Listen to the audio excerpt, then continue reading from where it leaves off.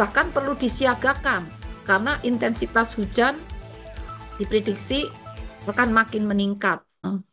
Dampak bibit siklon tropis yang baru saja muncul ya di perairan Samudra Hindia dan dikhawatirkan dapat berdampak baik secara tidak langsung ataupun langsung yang dapat membahayakan pelayaran ataupun cuaca publik.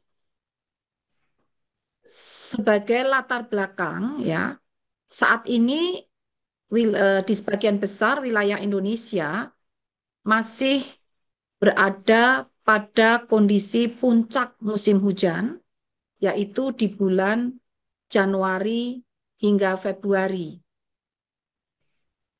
Di dalam puncak musim hujan, masih pengaruh monsun atau angin yang bertiup dari arah Asia, benua Asia, semakin menguat ya, intensitasnya semakin menguat, disertai bersamaan dengan La Nina lemah.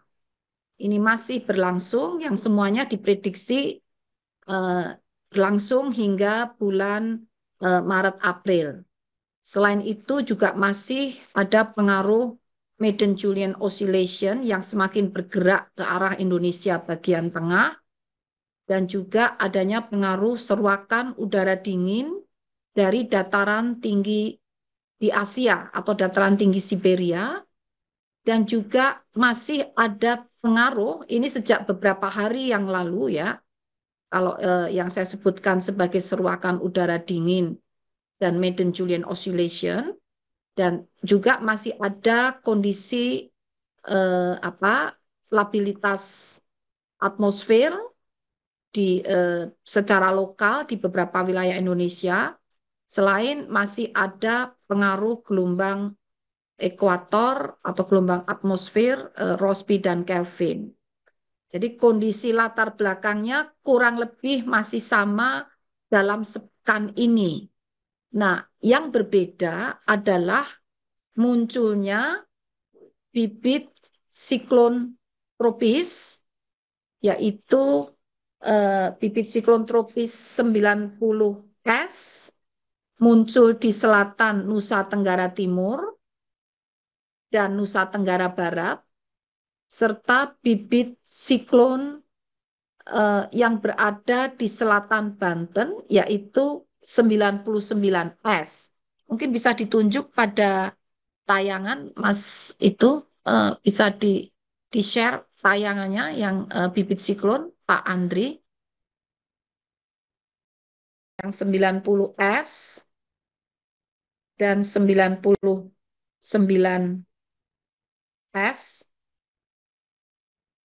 Nah, ini. Jadi ini pemain baru istilahnya. Kalau yang saya sebutkan sebelumnya ada sekitar 5-6 fenomena, itu masih sama dalam kondisi beberapa bulan terakhir dan beberapa minggu atau beberapa hari terakhir. Itu masih sama. Nah, yang berbeda adalah kemunculan tadi bibit siklon 90S di selatan NTT dan NTB, serta bibit siklon 99S di selatan Banten, kemudian juga bibit siklon 96P di Teluk Carpentaria Selatan Papua. Nah, dampak dari ketiga bibit siklon ini, selain dengan latar belakang beberapa fenomena atmosfer tadi, akhirnya menimbulkan dampak, terutama yang kita khawatirkan atau perlu kita waspadai bahkan siagakan adalah 96P yang berada di selatan, yang berada di Teluk Carpentaria Selatan Papua, karena pengaruh bibit siklon tersebut beserta adanya pengaruh La Nina lemah yang mengakibatkan terjadinya peningkatan curah hujan di wilayah Indonesia, termasuk Papua, dan juga adanya pengaruh belokan angin. Tadi gambar angin tadi, Mas. Nah, pengaruh belokan angin di utara dan di selatan Papua, jadi di utara juga ada, di selatan Papua, ini mengakibatkan beberapa wilayah di Papua diprediksi segera akan mengalami peningkatan curah hujan dapat mencapai lebat hingga ekstrim. Nah, jadi beberapa wilayah atau provinsi yang perlu diwaspadai mulai periode tanggal 2 hingga 7 Januari, yaitu adalah ini terutama Papua, itu tadi karena kondisi belokan-belokan angin, lalu pengaruh La Nina lemah, dan adanya bibit siklon 96P, maka terutama perlu diwaspadai potensi hujan dengan intensitas lebat dapat berkembang menjadi sangat lebat dan ekstrim, itu di Papua, kemudian juga di Papua Pegunungan, dan juga di Papua Selatan. Nah, kemudian juga sebetulnya Papua Barat Daya itu juga perlu diwaspadai ya. Selain Papua Selatan, eh, Papua dan Papua Pegunungan sebetulnya perlu diwaspadai juga Papua Barat Daya dan Papua Barat. Kemudian berikutnya yang perlu diwaspadai adalah di Nusa Tenggara Timur. Ini terutama wilayah Kupang dan sekitarnya itu bahkan perlu disiagakan karena intensitas hujan diprediksi akan makin meningkat. Kemudian juga di Nusa Tenggara Barat disusul di wilayah daerah istimewa Yogyakarta, ini terutama juga karena dipengaruhi oleh bibit siklon eh, eh, di di ini selatan NTT dan NTB. Ya, bibit siklon ada pengaruh secara tidak langsung ya di daerah istimewa Yogyakarta, kemudian di eh, Jawa Timur, Jawa Tengah, dan juga Kalimantan Timur. Nah, ini Kalimantan Timur ini juga diprediksi akan mengalami peningkatan curah hujan. Kemudian juga di Kalimantan Utara, Maluku Utara, Jawa Barat, dan Jambi. Nah, selain peningkatan curah hujan yang dapat mencapai sangat lebat dan dimungkinkan menjadi ekstrim, juga perlu diantisipasi atau disiagakan untuk mengantisipasi potensi dampak tidak langsung dari kemunculan bibit siklon tersebut. Dalam gambar tayangan yang lingkaran merah ya, ada lingkaran merah dengan coklat tua ya. Ini dapat berdampak berupa ketinggian gelombang dapat mencapai 2,5 meter hingga 4 meter yang diprediksi akan terjadi di Samudra Hindia, Barat Bengkulu, hingga Lampung.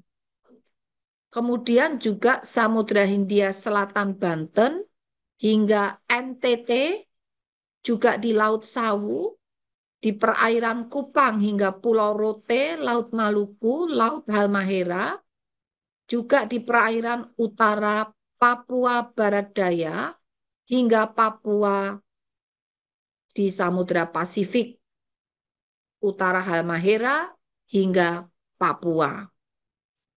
Nah, ini jadi yang perlu disiagakan, tidak hanya cuaca, tadi dapat meningkat menjadi lebat, bahkan dapat berkembang menjadi apa?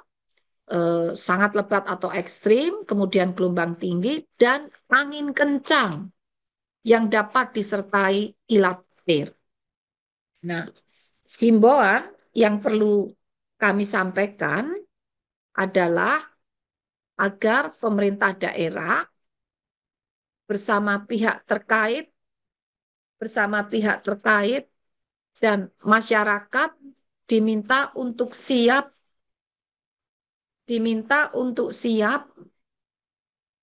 siaga menghadapi potensi bencana hidrometeorologi seperti banjir bandang, dan tanah longsor. Nah, juga tindakan yang perlu dilakukan untuk antisipasi banjir dan banjir bandang itu adalah apabila masyarakat melihat bahwa awan mulai mulai gelap, terutama awan-awan yang berada di arah gunung, di atas gunung ya. Misalnya kita tinggal di bantaran sungai, tapi tidak di gunung, di dataran rendah.